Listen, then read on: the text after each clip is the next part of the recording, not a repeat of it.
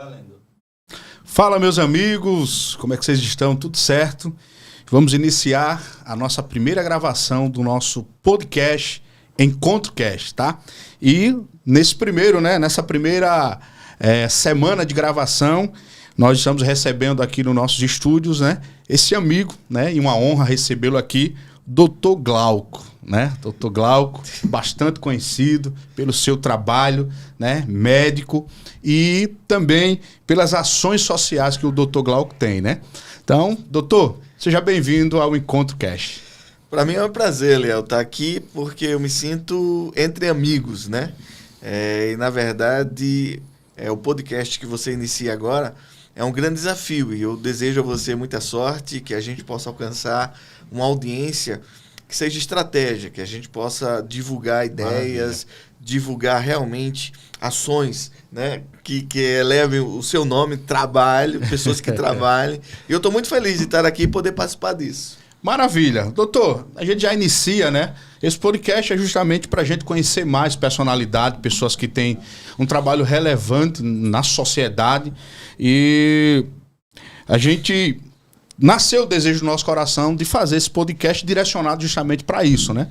E a primeira pergunta para o senhor, quem é o Dr. Glauco, né? A sua história, né? Até chegar esse momento aqui.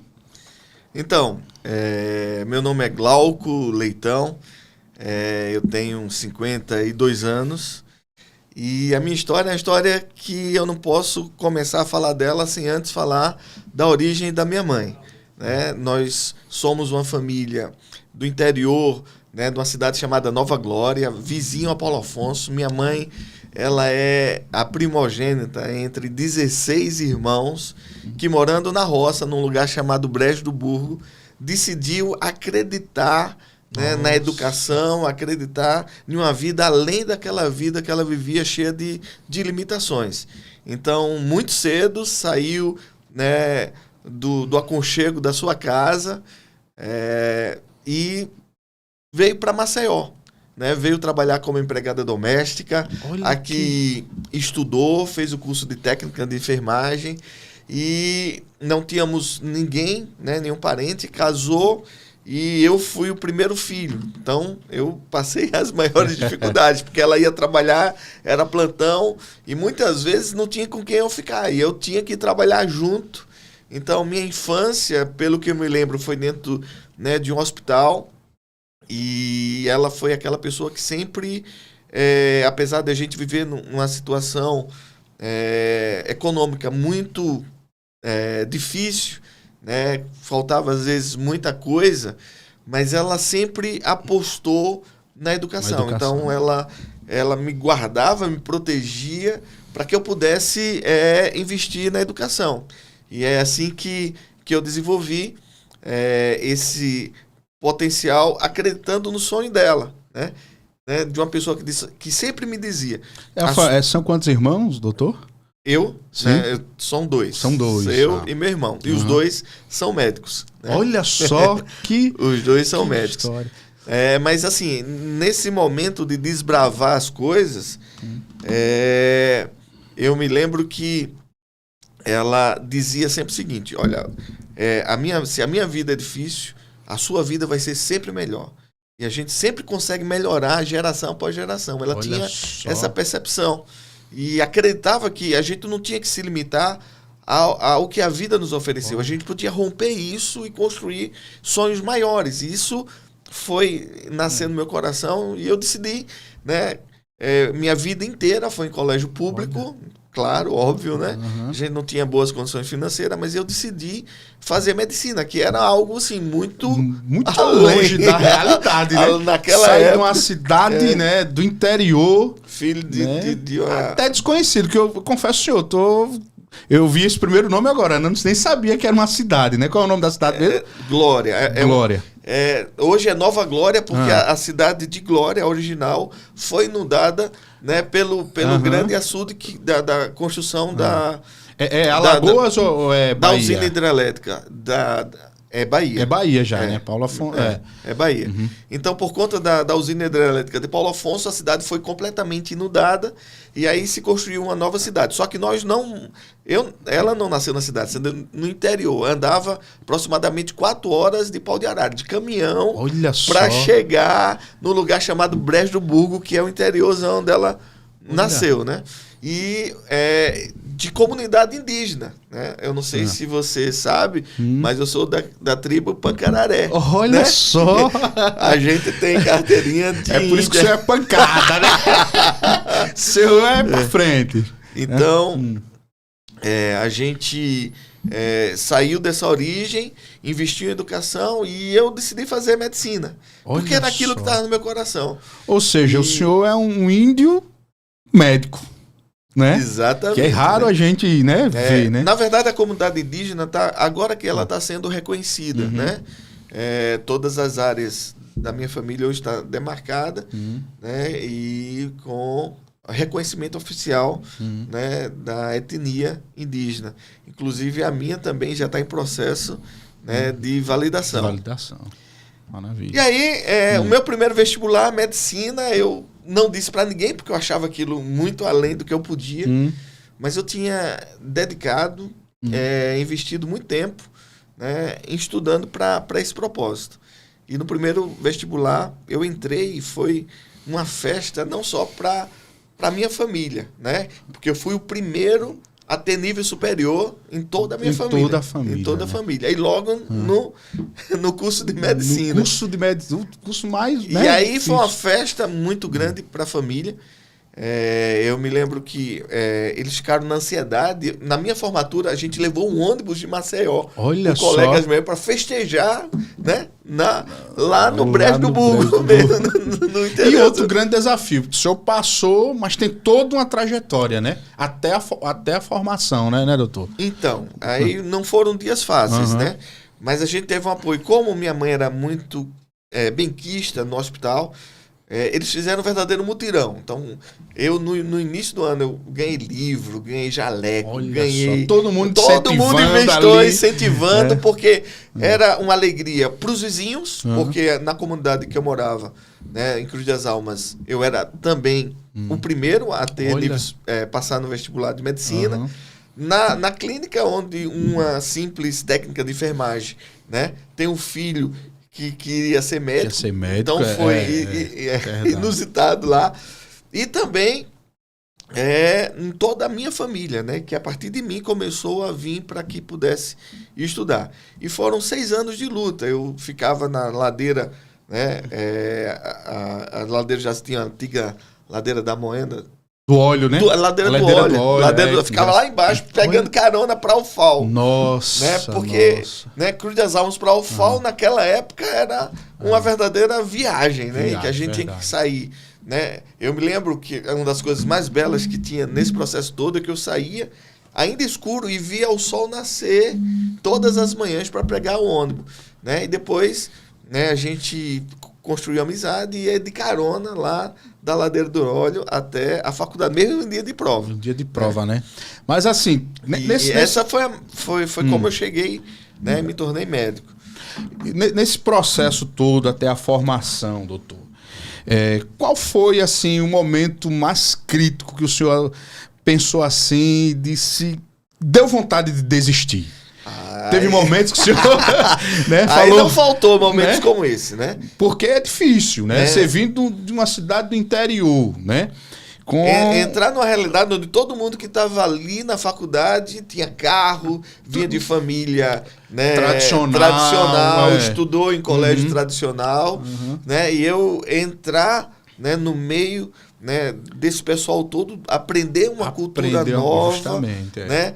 Aprender a se comportar no meio desse pessoal e assim a visão da necessidade que eles não tinham e que eu né, tinha, e naquela época... Na verdade, aos olhos, né, de muita gente era quase impossível, né, doutor? Impossível. Não tem como, né? Fora da curva da realidade, né? Então, e vários foram os momentos, mas quando eu pensava em todo o esforço, né, que minha mãe fez para que eu pudesse estar ali, né, em toda a trajetória, né, dela, acreditando no futuro, acreditando em mim, apostando, às vezes ficando sem comer para poder Olha gerar, só.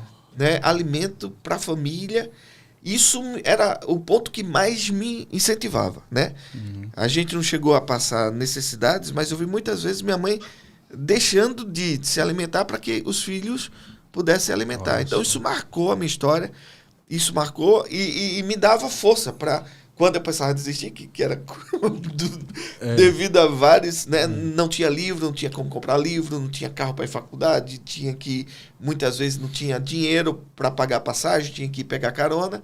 O senhor tem nesse processo, o senhor tem um momento que marcou, que foi um momento assim que marcou, assim, um momento inusitado que o senhor falou, não, agora não dá mais, eu vou desistir, e aconteceu algo que lhe incentivou a continuar.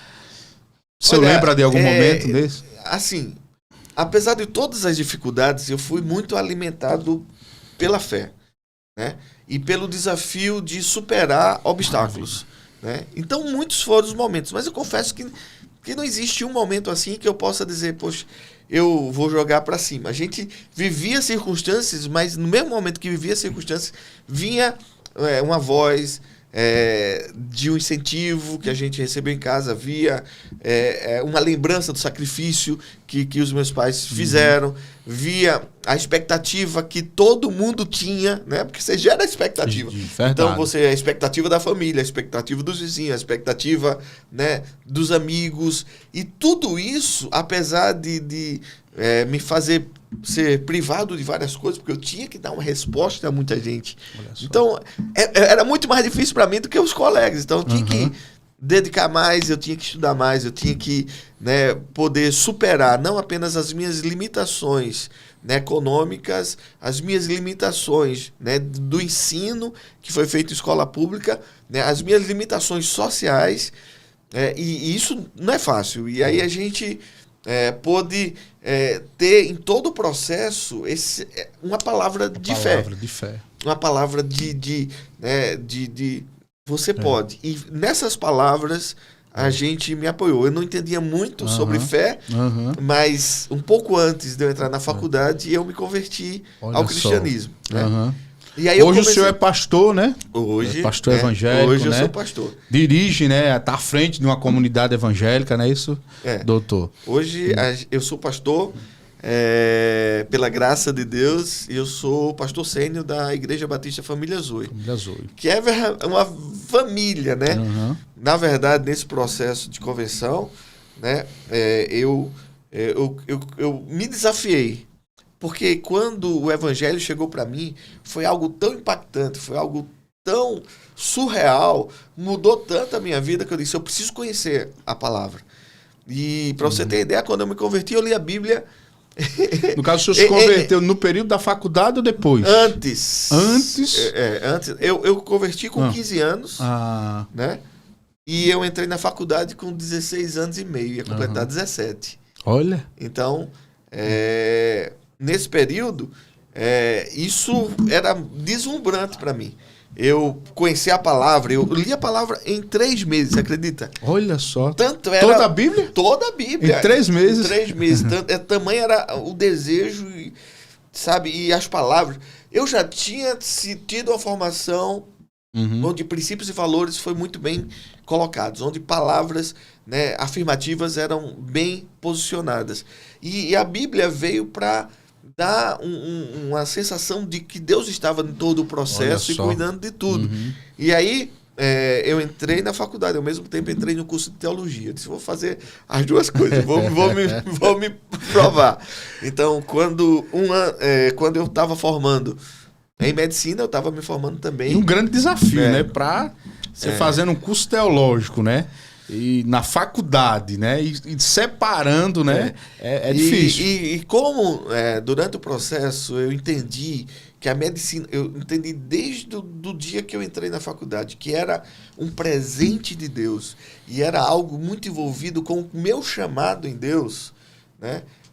desde ainda quando estudante, eu já, né, ia para comunidades carentes e atendia. Era justamente essa próxima pergunta que eu ia fazer para o senhor, né? O senhor é médico e hoje tem um projeto social, né, aqui em Maceió que é referência, né? Que é referência, bastante conhecido, né? E tem alguns dados que eu não vou nem entrar em detalhes, são impressionantes. O que a instituição que o senhor representa hoje, ela atende, né? Então fala um pouco aí o que é o projeto, o que é o Instituto Novo Horizonte. Então, o que é que representa para o senhor?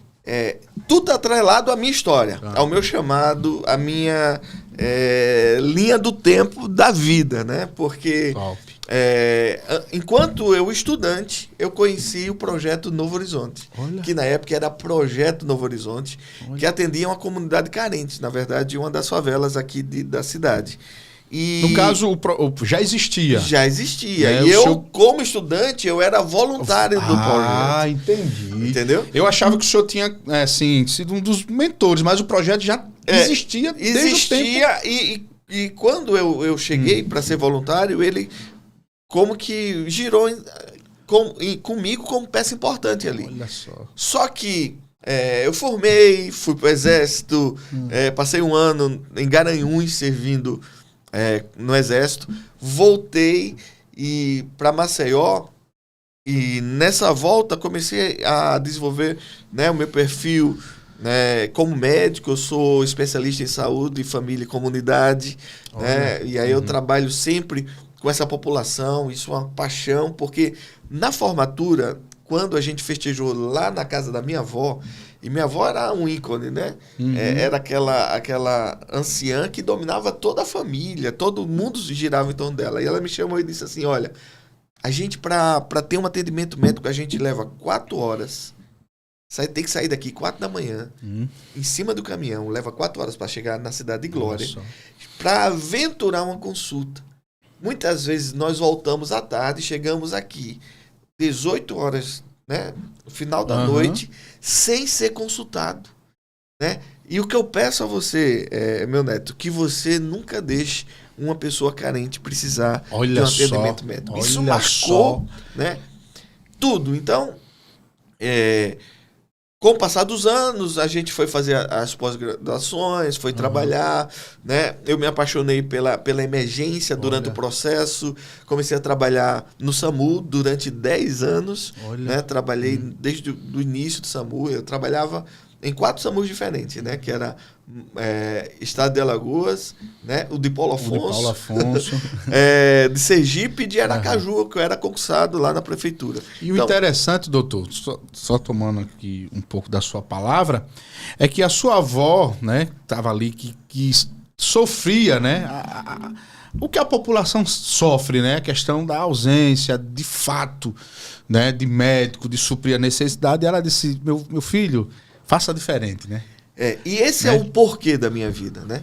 As pessoas, por que você né, podia ter uma vida, né, bem melhor, podia não estar se dedicando da forma que você dedica a atender pessoas de forma gratuita? Eu disse, não, mas eu tenho um porquê, né, de estar aqui, de chegar até aqui, um porquê em Deus, um porquê na minha família, um porquê na minha mãe, na minha avó, né? E tudo, quando eu cheguei para ser o que eu estou, comecei do zero, eu não tinha nada, e hoje eu me volto para a população que não tem nada, porque eu vivi isso. Então tudo isso que o senhor vivenciou, tudo, as palavras da sua avó, eu sei o que é sofrer, eu sei o que é sofrer, Uhum. eu sei o que é passar necessidade, eu sei o que é sentir necessidade médica e não ter acesso, e isso tudo é o porquê de hoje eu estar envolvido. Então, falando do Instituto Novo Horizonte, durante esse processo, o Instituto saiu de Maceió, formou base em Arapiraca e a gente trabalhando. Quando foi há 5 anos atrás, a irmã Giseuda, que era a presidente do projeto, né, até então, ela faleceu. E o projeto ficou, né, parado. E as pessoas lembraram de mim. Porque lá no início era a pessoa que mais incentivava o projeto a crescer. E me chamaram e fizeram desafio. Você não quer voltar, né, a reacender a chama do Novo Horizonte? Eu disse, só não posso ser em Arapiraca. Não, tudo bem. Então, no caso, tem 5 anos que o senhor assumiu o Instituto Novo Horizonte, a presidência né, do quando ela faleceu. E tem toda essa estrutura, todas essas ações. Então, aí a gente chegou... É impressionante, né? Viu, doutor? Porque o meu chamado pastoral é um chamado que entende o ser humano não apenas como ser puramente espiritual, com necessidades puramente espirituais. Eu trabalho na emergência e eu vejo a quantidade de...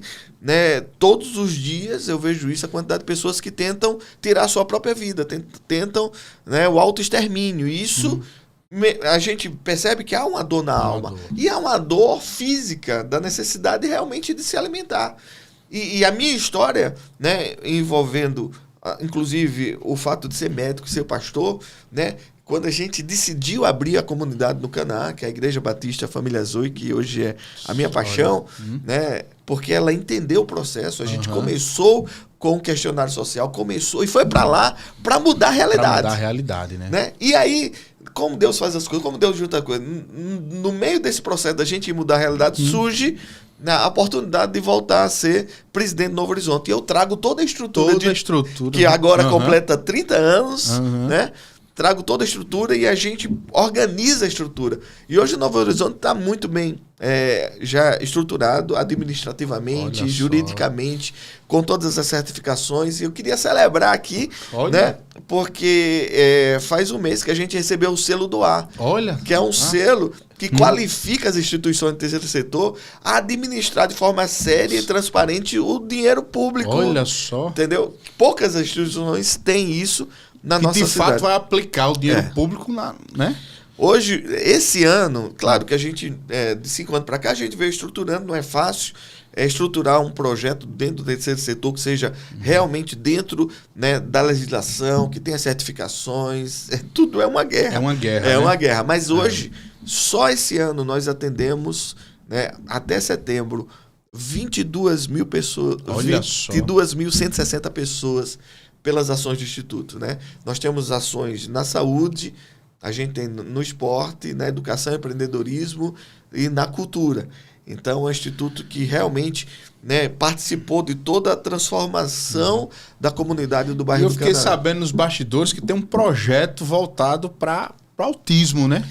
Para um tema muito relevante, né? Então, essa é a nossa paixão e o nosso maior desafio, né? Porque nesse processo de estruturação do Instituto, né, a gente viveu vários momentos. Teve um momento que o posto de saúde ficou em reforma, quase um ano. Eu trouxe o posto de saúde para dentro, né, de onde é o Instituto. Funcionou um ano.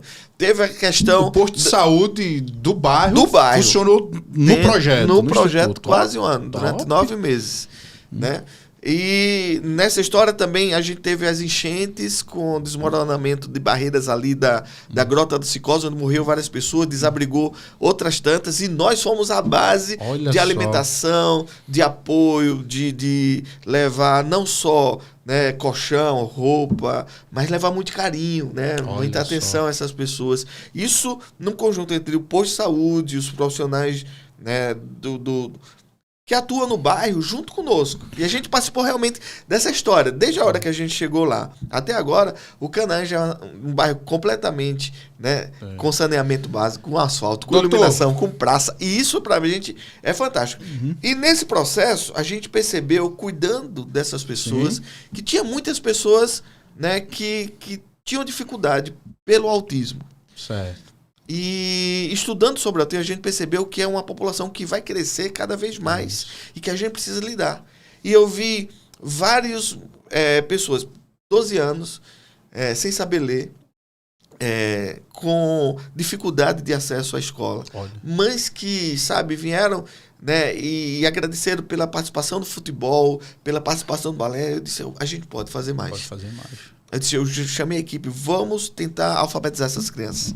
E aí a gente formou, né, uma sala de alfabetização voltada para trabalhar principalmente pessoas que têm algum déficit, né? Hoje, no caso, essa sala está em funcionamento, Está em funcionamento. Hoje, uma mãe que precisa, que tem seu filho autista, pode procurar a instituição, a gente vai ter o reforço escolar.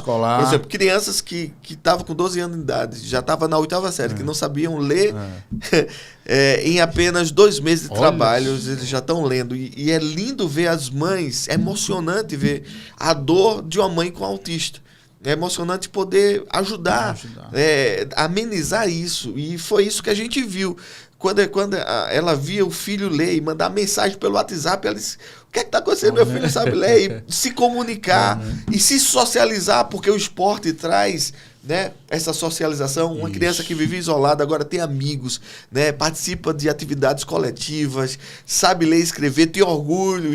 Quando eu chego lá, tio, eu sei ler, e começa a ler as coisas. Isso pra gente nos quebrou o coração, né? E nos fez assumir um novo desafio, que é o desafio de construir uma escola. Era justamente essa pergunta que eu ia fazer, né? Um centro educacional além voltado, do atendimento, né, tem esse pessoas... grande desafio, né, agora, né? De construir esse centro. Mas, doutor, toda essa estrutura, tudo, como é que fica a parte financeira? Tem patrocinadores? Como é que o senhor consegue manter toda a estrutura que o Instituto hoje tem?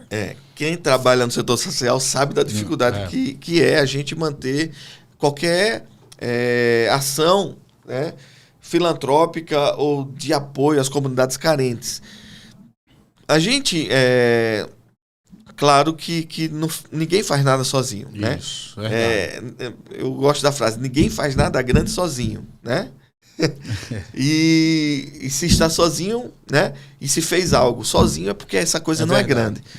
E aí, quando a gente pensa nos desafios financeiros, eu tomei o desafio de eu mesmo ser o principal investidor. E o que é que eu fiz? Então, eu sabia que isso era chamado meu, isso é uma alegria para mim.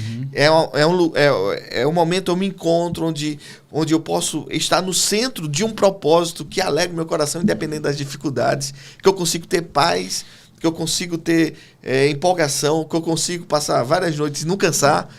É quando eu estou fazendo isso. Então eu decidi o seguinte: eu vou trabalhar às noites, durante o dia eu fico livre. Olha, e eu invisto grande parte daquilo que eu ganho ali. Quando eu comecei a fazer isso, a gente tem amigos, né, que vêm. Hoje a gente tem a nota fiscal cidadã, né, que você pode adotar. Olha, né, só. Se cadastra lá no site da no caso, adota a instituição e tudo que você faz de compra, tudo. Quando coloca o CPF, né? Tanto você pode ganhar um prêmio a cada 2 meses, como a instituição ganha. Então a gente está nisso. E a gente, até hoje, a gente não tem investimento público, a gente não tem investimento político, a gente não tem investimento de emendas. A história que a gente construiu até hoje foi de investimento nosso e de amigos, né, que acreditaram no sonho e que fizeram desse sonho, né, a sua vida, né, o seu estilo de vida. E eu queria, inclusive, agradecer a todos os voluntários do Instituto Novo Horizonte, que nos surpreendem a cada dia com tamanha dedicação e feito tudo com amor, né, com atenção, com empatia, né, e com muita valorização da pessoa em si, né? Doutor, uma frase motivacional para quem trabalha na parte social. O senhor, com essa experiência, essa vasta experiência, o que é que o senhor poderia falar para quem vai nos assistir, né? Uma rápida reflexão. Então, porque não é fácil, né? Você fazer o social, você lutar por políticas públicas para trazer o melhor para a comunidade não é fácil, né? E qual a mensagem que o senhor deixa para esse pessoal? Então, se você não faz isso como parte da sua vida, da sua história, como parte de uma consciência de propósito aqui na Terra, do porquê que você foi chamado e porquê que você está aqui e porquê que as oportunidades bateram na sua porta, lhe dando a oportunidade, né, de ter uma vida financeira melhor, de ter uma qualificação melhor. Se você não faz isso, não vai dar certo. Olha só. A política pública e trabalhar com pessoas em vulnerabilidade social hoje, né, só dá certo quando você faz com coração, com paixão, quando isso é a sua vida, quando isso está entranhado, mesclado com a sua própria história de vida. Aí dá certo. Porque são muitas as dificuldades. Mas a gente celebra cada vitória. E a gente sabe que na hora certa as portas se abrem. E a gente consegue ter números como esse, impressionantes. Impressionantes, né? O senhor, como médico, pastor, evangélico, como é que o senhor vê o cristão e a política, né? Porque, né, vamos entrar em um ano político, né? Então, como é que o senhor desenha, né, essa reflexão da política e o cristão? Eu acho que Se você vai olhar para a Bíblia, você vê que a Bíblia ela traz vários personagens que são importantes e que são... doutor, ele vai colocar aqui, ó. Esse é o Instagram do nosso instituto. Olha só. A gente tem várias... Para o pessoal seguir qual Instituto Novo Horizonte. Instituto Novo Horizonte. Nós temos o site e o Instagram. Você pode seguir, acompanhar as atividades, ver os testemunhos de cada profissional que fizeram agora nos 30 anos. Olha só, né? Que tem várias atividades, né, as doutor? Atividades com as senhoras. Essa atividade com as senhoras é muito interessante, porque a gente pegou o êxodo da Braskem. Né? Quando o pessoal saiu do Pinheiro, foram para lá, porque era um bairro carente, tinha muito aluguel barato. Olha só. E a gente pegou pessoas que não saíam de casa, pessoas mergulhadas, principalmente mulheres e idosas, mergulhadas na depressão. O que é que a gente faz? Vamos trazer para ensinar elas a fazer uma arte. Então, crochê, bordado, artesanato e fazer roda de conversa. Colocamos um psicólogo ali e hoje a gente tem mulheres empreendedoras com a carteira de artesã e que sai para vender e sustentar suas famílias. Então, muito top, são muito top, né? Coisas assim que nos apaixonam. Voltando para aquela reflexão sobre o cristão e a política, né? O que é que o senhor, né? Rápido das palavras, que o nosso tempo é escasso, né? Mas o que é que o senhor tem a falar, né? Para depois a gente fazer a pergunta-chave, porque aqui no encontro a gente sempre tem aquela pergunta desafiadora. Então, quando a gente chegou no Canaã com esse propósito de mudar a realidade, houve uma virada de chave na minha vida, trabalhando com a comunidade carente, retomando o Instituto Novo Horizonte. Eu percebi que as políticas públicas feitas por pessoas que não têm influência política, elas não chegam muito longe. Né? Então, a gente construiu uma história e a chave que virou é que eu não era simplesmente pastor de uma igreja. Eu era pastor de uma comunidade. Pastor de uma cidade, né? E pastor, né, de um povo que tem um compromisso de mudança de realidade, não apenas no Canaã. Mas em toda a Maceió. Isso me fez abrir o leque da minha visão pastoral, da minha visão como médico. E hoje eu entendo que isso, né, o que aconteceu? Eu comecei a me envolver com processos sociais. Eu fui presidente da Ordem de Pastores. Olha só. E fiquei lá durante 2 mandatos e meio. Acho que o meu último mandato foi esticado pela pandemia. A gente teve a alegria de impactar a cidade com campanhas de oração, né, através da Marcha para Jesus, que eu organizei 5 marchas para Jesus na orla, orando pela cidade. E isso chamou a atenção política, né, e as pessoas começaram a ver. E como a igreja estava orando para a mudança de realidade, a igreja precisa entender como os personagens bíblicos eles precisam entrar nesse espaço para levar uma cultura diferente. Uma cultura de paz, uma cultura de seriedade, anticorrupção, uma cultura realmente onde o dinheiro público chegue e atenda às necessidades. E eu era avesso à política, avesso. Mas, sabe, houve um trabalhar muito grande no meu coração quando eu comecei a me sentir responsável por Maceió, pelo Estado, pela nação, que eu tinha que fazer a diferença ali. E hoje eu tenho certeza, né, que um cristão, ele precisa, claro, cada um tem o seu dom. Tem pessoas que é exclusivamente chamado para determinadas coisas. Uns são apóstolos, outros pastores, outros mestres. E alguém, sabe, tem que assumir o dom de socorro. E o dom de socorro envolve a administração do dinheiro público, de poder público. Precisa ocupar esses espaços. Precisa ocupar todos os espaços. Para levar uma cultura, né, que se contrapõe à cultura que está aí instalada. A gente não pode cruzar os braços, desistir né, da nação, desistir dos caminhos políticos. E também não podemos acreditar se não tiver pessoas com o coração transformados pelo poder e valores da palavra lá, para serem esse agente transformador, essa luz no meio dessa, né, dessa comunidade tão obscura, né, no que faz, nos procedimentos. E isso me fez acreditar que nós podemos mais através da política. E isso me fez apaixonar. Uma pessoa que era avessa à política hoje, né, estou realmente disposto a ser pré-candidato, né, a vereador, né, para poder 2024, né? 2024. Desafio grande, né? Desafio grande, mas já está no meu coração esse desejo, né? E eu eu fico feliz porque o meu povo me entende, a minha igreja entendeu esse processo de estar cuidando da cidade. O Instituto Novo Horizonte entendeu que não é só a comunidade de Canaã, porque 40% dos atendimentos são fora. São fora, né? A gente tem a clínica itinerante, que a gente vai nos abrigos, nos asilos, nas comunidades, em 12 comunidades carentes de Maceió, mensalmente atender aquele povo. Vamos a 5 cidades do interior também, levar atendimento médico, socorro, medicação. E eu disse, a gente pode fazer muito mais, porque até agora, até esse momento, a gente não tem R$1 dinheiro público. Olha só. Entendeu? E a gente vê políticas públicas sendo feitas de forma equivocada. Porque eu estou no meio da população carente e muitas vezes eu não chego eu não vejo a política pública chegar até lá. Chegar até a ponta. Ela se perde no meio do caminho. Não sei onde ela fica. Milhões e milhões investidos. É impressionante, né? Então, é impressionante isso, né? Por isso que eu acredito que o cristão pode se inserir na política, a gente vê vários exemplos e eu estou disposto a me lançar como pré-candidato.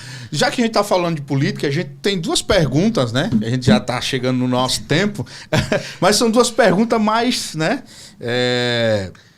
Voltada mais para política, né? Porque aqui não encontra aqui o papo é reto, aqui é, né? Então assim, então hoje como é que o senhor analisa? Eu não falo a política a nível municipal, mas no estado, né? Hoje, se o senhor pudesse, né? Assim, dar uma ideia para os governantes, o que seria? Qual seria o seu conselho para eles? Usar o dinheiro público de forma séria, de uma forma que chegue na ponta, com políticas públicas que sejam claras, que sejam coparticipativas. Não adianta eu achar que você precisa disso. Eu preciso ser empático, eu preciso estar no teu lugar, trazer você para perto de mim e saber o que realmente faz a diferença na sua vida. A grande maior parte das políticas públicas, ou elas acabam muito cedo, sem ter um sucesso em si mesmo, ou elas não são voltadas para as reais necessidades de transformação social. Doutor, eu estava vendo uma reflexão. Hoje, a carga tributária, né, do Brasil, ela gira em torno de 37%, né, 37%, 38%. E né, no século passado, segundo a reflexão desse rapaz que estava falando, não passava de 20%. Né, e tinha coisas que acontecia de fato. E ele falou algo muito interessante. Ele falou que a carga tributária é alta. As políticas públicas não chegam com eficiência. As coisas não acontecem por conta da corrupção. Né? A corrupção alastrada na nossa nação. Né? E só então, quem muda isso é a pessoa que tem caráter e valores bem consolidados na sua vida. É por isso que eu acredito no poder da palavra. E é por isso que eu acredito que o cristão na política pode fazer uma diferença, o verdadeiro cristão. O problema é que a gente precisa identificar pessoas que realmente estejam, que tenham uma história de vida, que sejam apaixonados pelo que fazem, que vão lá, não para começar a fazer algo, mas já com a história, vão lá para amplificar aquilo que eles já fazem. E eu queria dar um conselho também para os governantes, tanto o prefeito como o governador do estado, que ele chame, né, os líderes de comunidade, os líderes de projetos sociais para conversar, para realmente saber a verdadeira necessidade do povo. Né? A gente passou por um problema recentemente onde o leite, que era um programa de leite, chegava até as famílias, foi tirado de forma abrupta para ser direcionado para alunos exclusivamente da rede estadual, deixando várias famílias, porque é um grupo muito pequeno. Onde é que ficam as gestantes? Onde é que ficam os idosos? Onde é que ficam os doentes? Onde é que ficam as mães de criança de colo que não tem filhos com idade escolar? Elas, de uma hora para outra, elas perderam algo que era essencial, né? Não foi ouvido, né, as pessoas que trabalhavam com isso e de forma abrupta. Claro que pensou no melhor, mas ao meu ver é equivocado isso, porque nós vemos aí várias notícias desse leite, né, sendo jogado fora, não sendo valorizado. Até que famílias vencidos, né? Eu vi uma matéria essa semana, foi entregue leite vencidos. Então, né? Eu acho que as organizações sociais têm muito que contribuir, né, no processo de gestão das políticas públicas. Doutor, falando na política nacional, coloca aqui no monitor, porque aqui nós temos aquela pergunta do chapéu, né? Nas próximas edições, nós vamos ter aqui um chapéu, o cara vai tirar e tal. Mas tô vendo uma foto aqui, que a gente pegou lá no seu Instagram. Ex-presidente Bolsonaro. O senhor tira essa pergunta, vou até olhar para a câmera aqui. Ex-presidente Bolsonaro, doutor Glauco, o senhor tira ou não o chapéu para o ex-presidente Bolsonaro? Eu vou fazer a mesma coisa, vou olhar para cá e vou dizer que eu tiro o chapéu para esse presidente. Por que eu tiro? Porque é um presidente que eu pude conviver com ele. No processo, né, de presidente da Ordem de Pastores aqui do estado de Alagoas, eu tive várias oportunidades onde ele nos convidou. No primeiro ano, ele convidou todos os pastores do país, juntou todos os seus ministros e disse: preste conta à igreja brasileira do que o nosso governo está fazendo. E eu passei o dia inteiro ouvindo todos os ministros, prestando conta. E no final fez um jantar, dizendo: olha, eu quero que vocês estejam orando por nós. Então, eu podia dizer N coisas. Convidou depois para a gente ir, né, no Palácio da Alvorada, onde a gente pôde conversar realmente de forma mais íntima. E a gente sabe quando a pessoa está falando uma coisa de coração, quando a gente olha nos olhos. E era uma pessoa que acreditava nesse país, que tinha investido a sua vida, a sua história em políticas sérias, né, em políticas... Talvez ele tenha uma forma muito polêmica de colocar as coisas, mas era uma pessoa apaixonada pelo país, uma pessoa que queria ver. E você vê aí, né, em 6 meses a diferença, né? Olha só, vou dar só um exemplo, que é as estatais. Né? Ele deixou as estatais com 300 bi de lucro. Hoje, as estatais estão com 6 bi, né, de prejuízo. Em 8 meses. Só para você ter ideia, uma pessoa que queria ver o país crescer, queria ver, né, o país se desenvolver, é uma pessoa que investiu no agro, é uma pessoa que, sabe, é apaixonado por povo, uma pessoa que realmente eu admiro a sua gestão, admiro ele como pessoa, admiro a sua casa, Michele, família, admiro, né, o valor que ele dá aos princípios e valores que são semelhantes ao meu. Eu tiro o chapéu. Tira o chapéu. Tira o chapéu. Então, doutor, fiquei muito feliz, né, em o senhor ter aceitado o nosso convite de estar aqui no nosso primeiro programa, né? A primeira edição, né, da semana do Encontro Podcast, e desejo sorte ao senhor nessa caminhada. Parabéns pelo trabalho, por tudo aquilo que o senhor faz pela comunidade e o serviço social que o senhor tem. E eu tenho certeza que, né, o senhor, né, declarou, né, foi bem preciso, que é pré-candidato, né, em 2024, e a Câmara de Vereadores ganhará, né, muito com o senhor lá. Tá, doutor? Tá, eu que agradeço a oportunidade de poder estar aqui divulgando, né, a minha história, os meus projetos, e poder, né, convidar você também a estar junto nesse sonho. Nós podemos mudar a nossa história. Eu acredito em pessoas que, sabe, acreditam em valores, que acreditam na família, que defende as crianças, né, desses abusos, dessas ideologias, que é a favor da vida e prol do aborto. Se você pensa como eu penso, eu queria convidar você a fazer parte dessa caminhada, estar comigo em 2024, né, para que a gente possa chegar lá como povo e ter oportunidade de realmente produzir leis que mudam e que estabelecem o melhor para a nossa população. Conto com você. Certo. Doutor, quem quiser falar com o doutor Glauco, como é que faz? Primeiro, eu queria fazer um convite a visitar o Instituto. Né? É ali no Canaã, né? Nós funcionamos todos os dias da semana com atividades tanto na área da medicina, como na área do esporte, como na área da cultura. Você pode nos convidar na Rua Porto Calvo, número 20, no Canaã. Eu estarei lá sempre durante o dia e seria muito bom poder conversar com você, né? E entra no nosso Instagram, né? Manda uma mensagem lá que a gente também faz questão de responder e de entrar em contato.